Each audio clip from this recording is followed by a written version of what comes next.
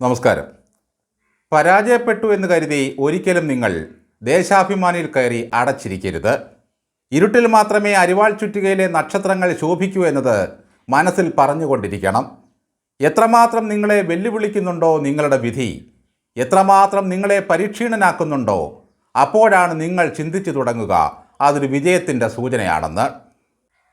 തെരഞ്ഞെടുപ്പിന് മുമ്പ് തന്നെ മരക്കുറ്റി ചാനലിലെ മുണ്ടിത ശിരസ്കൻ പറഞ്ഞ ഈ വാക്കുകൾ ഏതാനും ഭേദഗതികളോടെ സ്വരാജിന് സമർപ്പിക്കുകയാണ്. ആ സൂര്യകിരീടം വീണുപോയല്ലോ.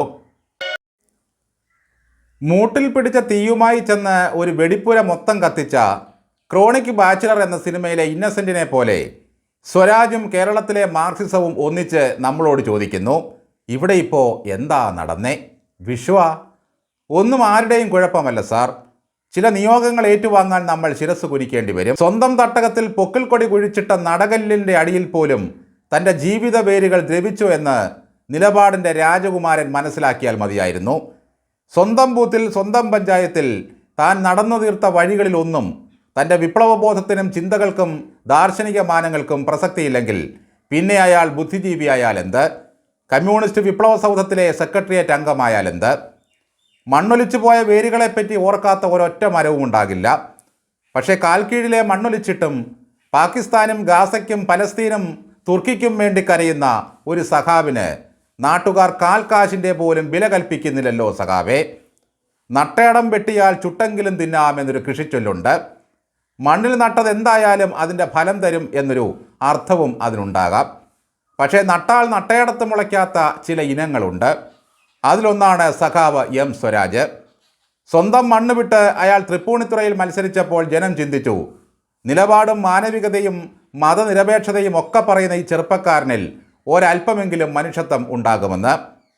പക്ഷേ നിയമസഭയിലെത്തിയ ഈ മനുഷ്യൻ സ്വന്തം പ്രസ്ഥാനത്തിൻ്റെ പൃഷ്ഠം താങ്ങി പിണറായിക്ക് പാദസേവ ചെയ്ത് പൊതുസമൂഹത്തെ പുച്ഛിച്ച് വിശ്വാസികളെ അപമാനിച്ച് ആരാധനാമൂർത്തികളെ ആക്ഷേപിച്ച് കാഞ്ഞ കമ്മ്യൂണിസത്തിൻ്റെ വിവരക്കേടുകൾ ഒന്നൊന്നായി പുറത്തെടുത്തു. പാർട്ടി വിട്ട് അയാൾ ഒന്നും ചെയ്യില്ല എന്നായി. സാധാരണക്കാരെ മറന്നു. അതിൻ്റെ ഫലമായി അടുത്ത പിണറായിക്കാറ്റിൽ അയാൾ മാത്രം അടിതെറ്റി വീണു. എന്നിട്ടും സമ്മതിക്കാതെ കോടതി കയറി. അവിടെയും തോറ്റു. ആദ്യം അയാൾക്ക് കാല് പിടിക്കാൻ VS ഉണ്ടായിരുന്നു. പിന്നെ പിണറായി വിജയൻ്റെ കയ്യിൽ ഞാന്നതോടെ പതനം ഉറപ്പായി. സാധാരണ പാർട്ടി ഒരാളെ തെരഞ്ഞെടുപ്പിൽ നിർത്തിയാൽ അയാളെ ഇത്രയധികം പൊക്കി തട്ടയിൽ കയറ്റുന്ന പരിപാടിയില്ല. വാഴ്ത്തുപാട്ടുകൾ സാധാരണ പിണറായിക്ക് മാത്രമുള്ളതാണ്. പക്ഷേ സ്വരാജിൻ്റെ കാര്യത്തിൽ അതല്ല സംഭവിച്ചത്. പിണറായി വിജയൻ മുതൽ നിലമ്പൂർ ഐഷ വരെ, വൈശാഖൻ മുതൽ KR മീര വരെ, പിന്നെ സകല ഇടതു നേതാക്കളും മന്ത്രിമാരും വരെ അയാളുടെ വീരഗാഥകൾ പാടി നടന്നു. സൈബറിടങ്ങളിൽ സ്വരാജ് എന്തോ മഹാസംഭവമാണെന്ന് അവർ തട്ടിമൂളിച്ചു.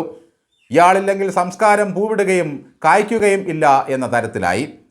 പൊതുസമൂഹത്തിന് കാൽത്തുട്ടിൻ്റെ പ്രയോജനമില്ലാത്ത മാർക്സിസ്റ്റ് അടിമകളായ കെടുമ്പൻ ബുദ്ധിജീവികൾ സ്വരാജിനെ പുകഴ്ത്തി ആകാശം മുട്ടിച്ചു. ഇപ്പോൾ മനുഷ്യർക്ക് ഒരു കാര്യം മനസ്സിലായി. ഇവർ ഇറക്കുന്ന ആൾസംഘം എല്ലാം ഒരു ഒപ്പിക്കൽ സംഘമാണ്, പ്രകടന തൊഴിലാളികളാണ്, കൊടി പിടിച്ച് റാലി നടത്തും. ഇത് നമ്മൾ വടകരയിലും പാലക്കാട്ടും ഒക്കെ കണ്ടതാണ്. ഒരർത്ഥത്തിൽ ഈ തെരഞ്ഞെടുപ്പോടെ സ്വരാജിൻ്റെ ചെമ്പ് പുറത്തായി. ഭാര്യയുടെ PhDയിലെ മേഴ്സി ചാൻസ് മുതൽ 36 ലക്ഷത്തിൻ്റെ വണ്ടി വരെ ജനം ചർച്ച ചെയ്തു. സ്വരാജ് എഴുതിയ പൂക്കളുടെ പുസ്തകത്തിൽ സാഹിത്യമോഷണം ആരോപിക്കപ്പെട്ടു. സ്വരാജ് കഴിഞ്ഞ 10 വർഷത്തിനിടയിൽ പറഞ്ഞു നടന്ന വിവരക്കേടുകളും മതനിന്ദയും വിശ്വാസധ്വംസനവും എല്ലാം നാട്ടുകാർ പിന്നെയും ചർച്ച ചെയ്തു. സത്യത്തിൽ നമ്മുടെ മന്ത്രിമാർക്കൊക്കെ എന്തു വിലയാണ് ഈ സമൂഹം നൽകുന്നത്? നിലമ്പൂരിലെ സകല തിണ്ണകളിലും അവർ കയറിയിറങ്ങി. സാർ ഇന്നലെ എൻ്റെ തിണ്ണയിൽ കയറി വന്നില്ലേ എന്ന് പറഞ്ഞ് നിലമ്പൂരെ ഒരു സാധാരണക്കാരൻ ഇവരുടെ ഓഫീസിൽ കയറി ചെന്ന് എന്തെങ്കിലും ഒരു സഹായം ചോദിക്കാമോ? അപ്പോഴാട്ടി പുറത്താക്കും. സാർ ഇന്നലെ എൻ്റെ കുഞ്ഞിനെ ഒക്കത്തെടുത്ത് മൂക്കള തുടച്ചില്ലേ എന്ന് പറഞ്ഞ് ഏതെങ്കിലും പാവം വീട്ടമ്മ ഒരു സഹായം ചോദിച്ച് സജി ചെറിയാനെയോ വീണ ജോർജിനെയോ ഒന്ന് സമീപിച്ചു നോക്കൂ. അപ്പോഴറിയാം അവരുടെ തനിക്കൊണം. രണ്ടാം പിണറായി ഇപ്പോൾ തന്നെ മുട്ടുകാലിൽ ഇഴയുകയാണ് ജനങ്ങൾക്ക് മുമ്പിൽ. എന്നിട്ട് വീണ്ടും പറയുകയാണ് മൂന്നാം പിണറായി വരുമെന്ന്. മലർന്നു കിടന്ന് നിരങ്ങിയായിരിക്കും അടുത്ത പിണറായി വിജയൻ്റെ വരവ്. നിലപാടിൻ്റെ രാജകുമാരൻ ഇനി എന്നെങ്കിലും പോത്തുകലിലേക്ക് തിരിച്ചു പോകുമോ എന്തോ. അത്രമേൽ വെറുത്തുപോയി സാർ തൻ്റെ കാലുവാരിയ നാട്ടുകാരെ.